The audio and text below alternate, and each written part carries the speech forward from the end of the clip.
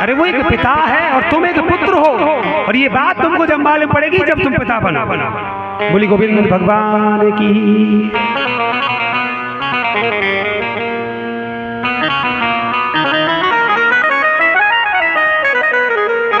कंस सामने पर खड़ा है, बोले बाबा वरदान देना तो तू।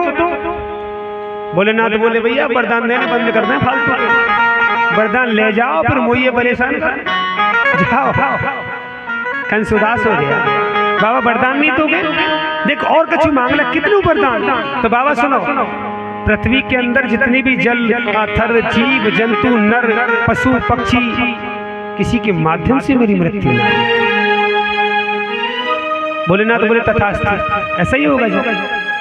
अब मन में विचार किया कि अब अमर हो गया, जब पृथ्वी पर किसी के द्वारा मृत्यु नहीं होगी, बड़ा प्रसन्न हुआ। बोले ना, तो बोले रुक जा भैया, रुक रुक, प्रसन्न मत हो, इंसान की गारंटी है मेरे पास, भगवान की गारंटी नहीं है मैंने कि भगवान के माध्यम से मृत्यु ना होगी। तुमने मेरे साथ छल किया। बोले ना, तो बोले क्यों, तुम ही चतुर होगा कि चतुराई तुमने सिखाई है मुझे। पहचानूंगा कैसे बाबा कि वो भगवान है। भोलेनाथ ने कंस को एक धनुष दे दिया और कहा कि जो इसको तोड़ देगा ना, समझ ले उसी के माध्यम से तेरा मृत्यु होना निश्चित है, और वो ही भगवान है। बोली गोविंद भगवान की। आज देखना, अकासुर बकासुर सप्तासुर पूतना जितने भी राक्षसगण थे ना, सभी को कंस ने अपनी संगति में लिया और मथुरा पर चढ़ाई कर दी। उग्रसेन बैठे हुए थे, जेल में डाल दिया, राजा बना, भगवान का प्रचार बंद करा दिया मथुरा में। देखिएगा,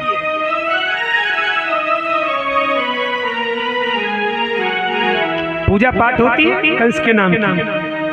इतना कठोर दिल, एक दिन बैठे बैठे रो रहा था कंस।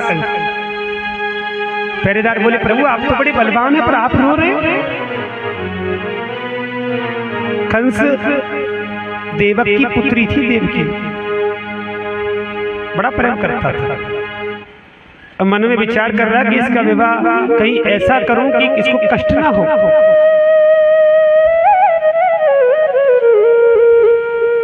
वसुदेव जी को बुलाया, और देखो विचित्र बात तो क्या थी कि वसुदेव जी की 6 शादी पहले हो चुकी थी, पर पुत्र नहीं था कोई। और वसुदेव जी भी तैयार इसलिए हो गए कि प्रभु पुत्र नहीं है। विद्वान लोग कहते हैं कि कंस ने बड़े प्रेम के साथ में देवकी का विवाह पूर्ण किया, और इतना भावुक हो गया।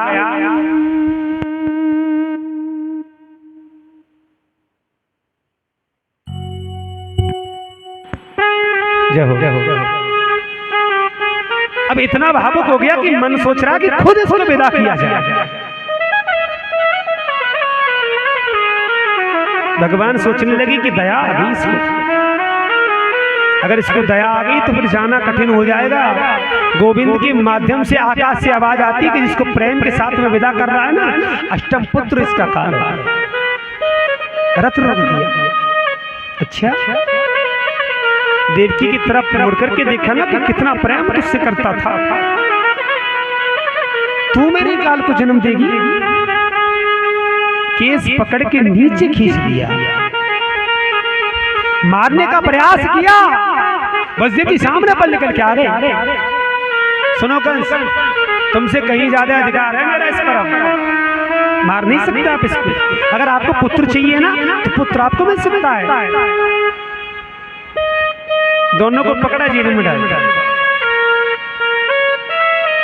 सुखदेव जी कहते हैं परीक्षित, पहले पुत्र का जन्म हुआ, कंस को दया आ गई, छोड़ दिया।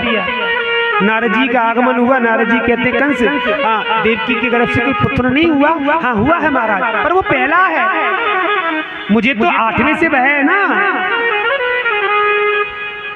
नारद जी सोच रहे कि दया आने लगी इसको, अगर इसको दया आ गई ना तो भगवान का अवतार नहीं होगा। बोले पागल है, बाबरो है। अरे ऐसू तो ऐसे के लाला के 8वां पहलो आए हो तो उसे डरवो हुए। दौड़ा दौड़ा गया, पुत्र का संहार किया, 6 पुत्रों को मार दिया। 7वें पुत्र की तैयारी चल रही है। शेषनाग अवतारी लखनलाल थे, अब के बड़े बन के आ रहे हैं। देखिए देवता घबराने, प्रभु कैसे हुई? रोहिणी के गर्भ में प्रवेश कर दिया। बोली गोविंद भगवान की। 8वें पुत्र की तैयारी है। कंस को मालूम पड़ गया कि भगवान 8वां पुत्र होने वाला है। पहरा डबल तिबल कर दिया। बोले सुनो सुनो, कोई सोएगा नहीं।